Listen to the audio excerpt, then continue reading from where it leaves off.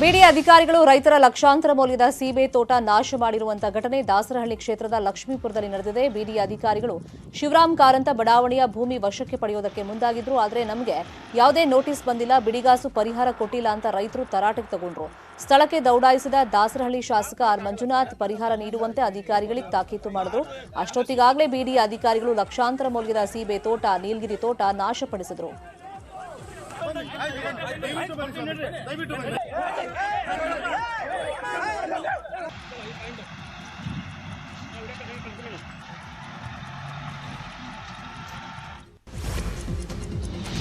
ಪೌರ ಕಾರ್ಮಿಕರ ಮೇಲೆ ಹಲ್ಲೆಗೆ ಯತ್ನಿಸಿದ ಘಟನೆ ದಾವಣಗೆರೆ ಜಿಲ್ಲೆಯ ಮಲೆಬೆನ್ನೂರಲ್ಲಿ ನಡೆದಿದೆ. ಇಂದು ಬೆಳಗ್ಗೆ ಮಲೆಬೆನ್ನೂರಿನ ಸಂತೆ ರಸ್ತೆಯಲ್ಲಿ ಸ್ವಚ್ಛತಾ ಕಾರ್ಯ ನಡೆಸಲಾಗ್ತಾ ಇತ್ತು. ಆಗ ಶಬ್ಬೀರ್ ಎಂಬಾತನ ಕುಟುಂಬ ನಮ್ಮ ಮನೆಯ ಮುಂದೆ ಕೆಲಸ ಮಾಡಿ ಅಂತ ಧಮಕಿ ಹಾಕಿದ್ದಾರೆ. ಆದರೆ ಮನೆ ಬಳಿ ಸ್ವಚ್ಛತಾ ಕಾರ್ಯ ಮಾಡಲ್ಲ ಅಂತ ಪೌರ ಕಾರ್ಮಿಕ ಮಂಜುನಾಥ್ ಮೇಲೆ ಶಬ್ಬೀರ್ ಕುಟುಂಬಸ್ಥರು ಹಲ್ಲೆಗೆ ಯತ್ನಿಸಿದ್ದಾರೆ. ಇದರಿಂದ ಕೆರಳಿದ ಪೌರ ಕಾರ್ಮಿಕರು ಕೆಲಸ ನಿಲ್ಲಿಸಿ ಪುರಸಭೆ ಮುಂದೆ ಪ್ರತಿಭಟನೆಯನ್ನ ಮಾಡಿದ್ದಾರೆ.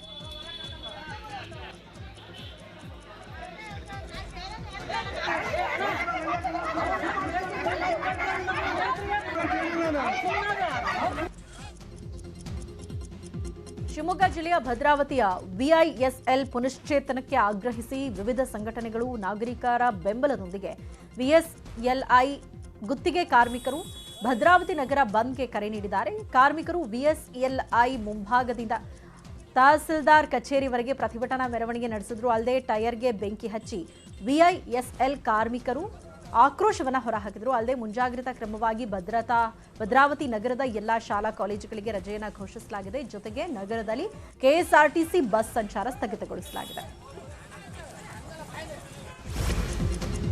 ಜಮೀನು ವಿವಾದದ ಹಿನ್ನೆಲೆಯಲ್ಲಿ ಮನೆಗೆ ಬೆಂಕಿ ಹಚ್ಚಿದ ಘಟನೆ ತುಮಕೂರಲ್ಲಿ ನಡೆದಿದೆ. ಪಾವಗಡ ತಾಲೂಕಿನ ದವಡಬೆಟ್ಟ ತಾಂಡಾದ ಕುಮಾರ್ ನಾಯ್ಕ ಅನ್ನೋರ ಮನೆಗೆ ಬೆಂಕಿ ಹಚ್ಚಲಾಗಿದ್ದು ಮನೆ ಭಾಗಶಃ ಭಸ್ಮವಾಗಿದೆ. ಮನೆಯಲ್ಲಿದ್ದ ಫ್ರಿಡ್ಜ್, ಟಿವಿ, ಮಂಚ ಸೇರಿದಂತೆ ಸುಮಾರು 11 ಲಕ್ಷದ ಪೀಠೋಪಕರಣಗಳು ಸುಟ್ಟು ಕರಕಲಾಗಿವೆ. ಜಮೀನಿನ ದಾಖಲೆ ಸೇರಿದಂತೆ ಹಲವು ಡಾಕ್ಯುಮೆಂಟ್ಗಳು ಬೆಂಕಿಗೆ ಆಹುತಿಯಾಗಿದೆ. ದುಷ್ಕರ್ಮಿಗಳು ಬೆಂಕಿ ಹಚ್ಚೋ ಮುನ್ನ ಮನೆಯಲ್ಲಿದ್ದ 40 ಗ್ರಾಂ ಚಿನ್ನ, 6 ಲಕ್ಷ ನಗದು ದೋಚಿದ್ದಾರೆ. ಇನ್ನು ಕಸ್ನಾ ನಾಯ್ಕ ಹಾಗೇನೆ ಕುಮಾರ್ ನಾಯ್ಕ ನಡುವೆ ಜಮೀನು ವಿವಾದ ಇತ್ತು. ಅದೇ ಕಾರಣಕ್ಕೆ ಕಸ್ನಾ ನಾಯ್ಕನಿಂದ ಸುಪಾರಿ ಪಡೆದು ಸ್ನೇಹಿತ ಶಿವರಾಜ್ ನಾಯ್ಕ, ಚೇತನ್ ಕುಮಾರ್ ಕೃತ್ಯ ಎಸಗಿದ್ದಾರೆ ಎನ್ನಲಾಗ್ತಾ ಇದೆ. ಸದ್ಯ ಆರೋಪಿಗಳು ಎಸ್ಕೇಪ್ ಆಗಿದ್ದಾರೆ.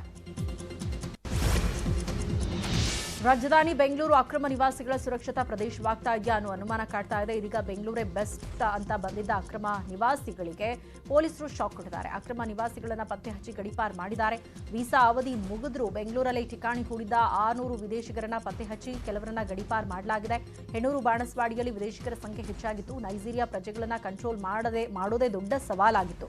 ಪಾಕಿಸ್ತಾನದ ಓರ್ವ ಯುವತಿಯನ್ನ ಇತ್ತೀಚೆಗಷ್ಟೇ ಗಡೀಪಾರು ಮಾಡಲಾಗಿತ್ತು. ರಾಜಧಾನಿ ಬೆಂಗಳೂರಲ್ಲಿ ಹೊರ ರಾಜ್ಯಗಳಿಂದ ಹೆಣ್ಮಕ್ಳನ್ನ ತಂದು ಅನೈತಿಕ ಚಟುವಟಿಕೆ ನಡೆಸಲಾಗ್ತಾ ಇದೆಯಂತೆ. ಲೈವ್ ಬ್ಯಾಂಡ್ನಲ್ಲಿ ನಾರಿಯರಿಂದ ಲೈವ್ ಡಾನ್ಸ್ ಮಾಡಿಸಲಾಗ್ತಾ ಇದೆಯಂತೆ. ಆದ್ದರಿಂದ ಲೈವ್ ಬ್ಯಾಂಡ್ ವಿರುದ್ಧ ಕರ್ನಾಟಕ ರಾಜ್ಯ ಕಾರ್ಮಿಕ ಪರಿಷತ್ ತಿರುಗಿಬಿದ್ದಿದೆ. ಬೆಂಗಳೂರ ಲೈವ್ ಬ್ಯಾಂಡ್ ಅನೈತಿಕ ಚಟುವಟಿಕೆಗಳ ತಾಣವಾಗ್ತಾ ಇದೆ. ಬೇಕಾಬಿಟ್ಟಿ ಲೈವ್ ಬ್ಯಾಂಡ್ ರಾತ್ರಿ ನಡೆಯುತ್ತೆ. ಇದಕ್ಕೆ ಅಧಿಕಾರಿಗಳು ಸಾಥ್ ಕೊಡ್ತಾ ಇದ್ದಾರೆ. ಹೀಗಾಗಿ ಲೈವ್ ಬ್ಯಾಂಡ್ ಬಂದ್ ಮಾಡುವಂತೆ ಆಗ್ರಹಿಸಿದೆ. ಈಗಾಗಲೇ ರಾಜ್ಯ ಕಾರ್ಮಿಕ ಪರಿಷತ್ ಗೃಹ ಸಚಿವರು ಮತ್ತು ಪೊಲೀಸ್ ಆಯುಕ್ತರಿಗೆ ಮನವಿಯನ್ನ ಮಾಡಿಕೊಂಡಿದೆ.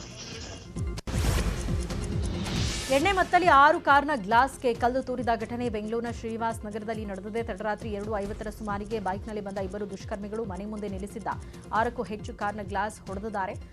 ಕಿಡಿಗೇಡಿಗಳ ಕೃತ್ಯ ಸಿಸಿಟಿವಿಯಲ್ಲಿ ಸೆರೆಯಾಗಿದೆ. ತುಂಗಭದ್ರಾ ಜಲಾನಯನ ಪ್ರದೇಶದ ಹೊಲವೊಂದರಲ್ಲಿ ಬೃಹದಾಕಾರದ ಮೊಸಳೆಯೊಂದು ಪ್ರತ್ಯಕ್ಷವಾಗಿದೆ. ವಿಜಯನಗರ ಜಿಲ್ಲೆಯ ರಾಜವಾಳ ಬಳಿ ಭತ್ತದ ಗದ್ದೆಯಲ್ಲಿ ಮೊಸಳೆ ಪ್ರತ್ಯಕ್ಷವಾಗಿದೆ. ಸುಮಾರು 9 ಅಡಿ ಉದ್ದದ ಬೃಹದಾಕಾರದ ಮೊಸಳೆ ಕಂಡು ರೈತರು ಗಾಬರಿಗೊಂಡಿದ್ದಾರೆ. ಅರಣ್ಯ ಇಲಾಖೆ ಸಿಬ್ಬಂದಿ ಸಹಕಾರದಿಂದ ಮೊಸಳೆಯನ್ನ ಸೆರೆ ಹಿಡಿಯಲಾಗಿದೆ.